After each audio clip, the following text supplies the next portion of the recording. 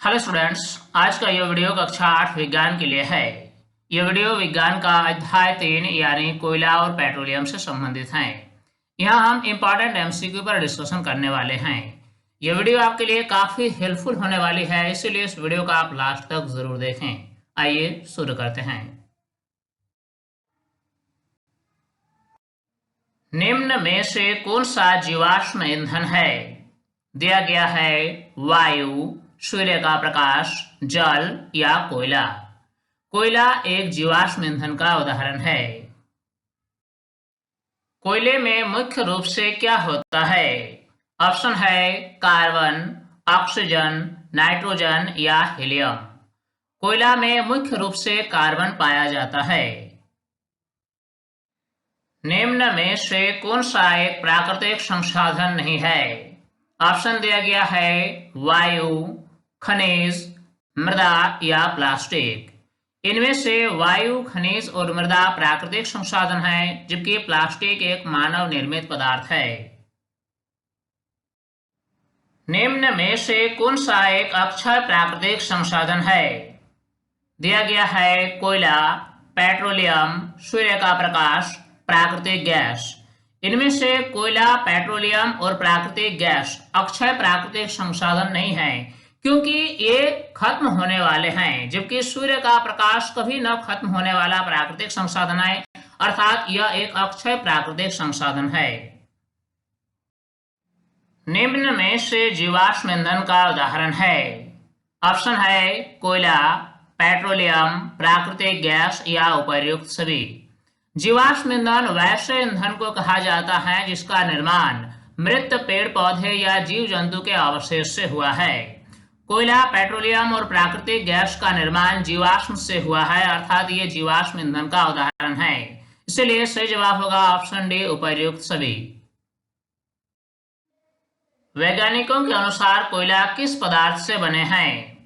दिया गया है समुद्री जीव, मृत पेड़ पौधे, मिट्टी या इनमें से कोई नहीं।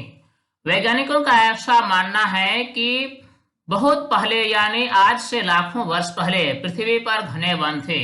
किसी प्राकृतिक आपदा के कारण ये वन क्षेत्र मिट्टी के नीचे दब गए और लाखों वर्षों के समय अंतराल में उच्च ताप और दाब की स्थिति में ये कोयले में परिवर्तित हो गए, अर्थात कोयले का निर्माण मृत पेड़ पौधे से हुआ है।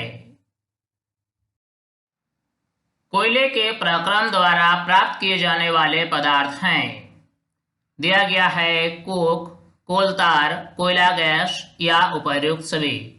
कोयले के प्रक्रम द्वारा कोक, कोलतार और कोयला गैस बनाया जाता है, अर्थात सही जवाब होगा ऑप्शन डी, उपर्युक्त सभी।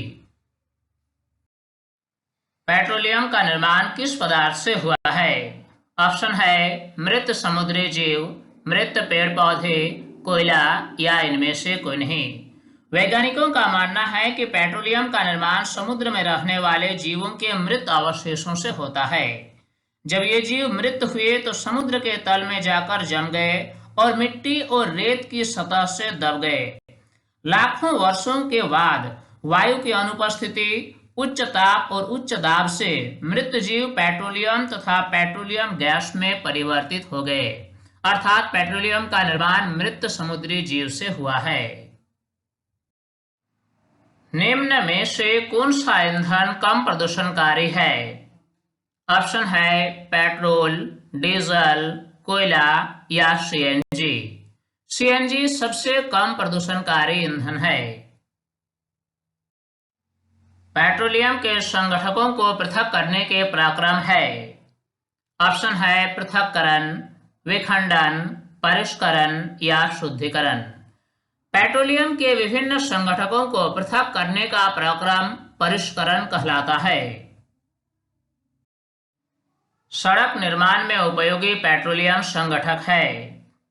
दिया गया है स्नेहक तेल, बिटुमेन, पैराफिन, मोम या डीजल। आजकल सड़क निर्माण में कोल तार के स्थान पर एक पेट्रोलियम पदार्थ बिटुमेन का उपयोग किया जाता है।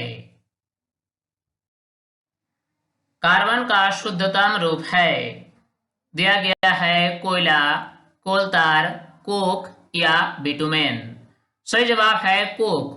कोख कार्बन का लगभग शुद्धतम रूप है। कोख को कोयले के प्रक्रम द्वारा प्राप्त किया जाता है। पेट्रोलियम का संघटक नहीं है। ऑप्शन है एलपीजी, स्नेहक तेल, कोख या डीजल। पेट्रोलियम का संघटक है एलपीजी, स्नेहक तेल और डीजल, जबकि कोख कोयले से प्राप्त किया जाता है, अर्थात कोख पेट्रोलियम का संघटक नहीं है। किस कारण पृथ्वी के अंदर मृत पेड़ पौधे कोयले में परिवर्तित हो गए? ऑप्शन है उच्च दाब, उच्च ताप, उपर्युक्त दोनों या इनमें से कोई नहीं। वैज्ञानिकों के अनुसार आज से लाखों वर्ष पूर्व पृथ्वी पर घने वन थे। किसी प्राकृतिक आपदा के कारण ये वन क्षेत्र मिट्टी के नीचे दब गए और लाखों वर्षों के समय अंतराल में ये उच्च ताप और उच्च दाब की स्थिति में कोयले में परिवर्तित हो गए, अर्थात सही जवाब होगा उपर्युक्त दोनों, यानी मृत पेड़ पौधे उच्च दाब और उच्च ताप की स्थिति में ही कोयले में परिवर्तित हो पाए हैं। कोयला जलने पर कौन सी गैस उत्पन्न होती है? दिया गया है नाइट्रोजन, ऑक्सीजन, कार्बन डाइऑक्साइड या हाइड्रोजन। कोयला के वायु में जलने से कार्बन डाइऑक्साइड गैस बनती है। कोल तार कैसा द्रव होता है? दिया गया है अप्रिय गंध, काला, गाढ़ा या उपर्युक्त सभी। कोल तार एक द्रव है जो अप्रिय गंध वाला है या काले रंग का गाढ़ा द्रव है, अर्थात सही जवाब ऑप्शन डी उपर्युक्त सभी। पैराफिन मोम का उपयोग कहाँ किया जाता है?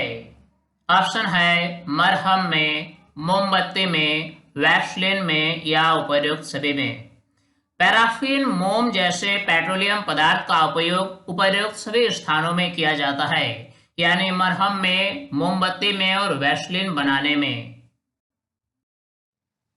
कोख का उपयोग कहाँ होता है? इस्पात उद्योग में, धातुओं के निष्कर्षण में, उपर्युक्त दोनों में या इनमें से कोई नहीं। कोख का उपयोग इस्पात उद्योग में और धातुओं के निष्कर्षण में होता है, अर्थात सही जवाब ऑप्शन सी उपर्युक्त दोनों में। प्राकृतिक गैस को किस रूप में भंडारित किया जाता है? सीएनजी, एलपीजी, पेट्रोल या डीजल। प्राकृतिक गैस को सीएनजी के रूप में भंडारित किया जाता है, यानी कंप्रेस्ड नेचुरल गैस। मृत वनस्पति के धीमे प्रक्रम द्वारा कोयले में परिवर्तन क्या कहलाता है? ऑप्शन हमारे पास है कार्बन, कार्बनिक, कार्बनीकरण या उपर्युक्त सभी।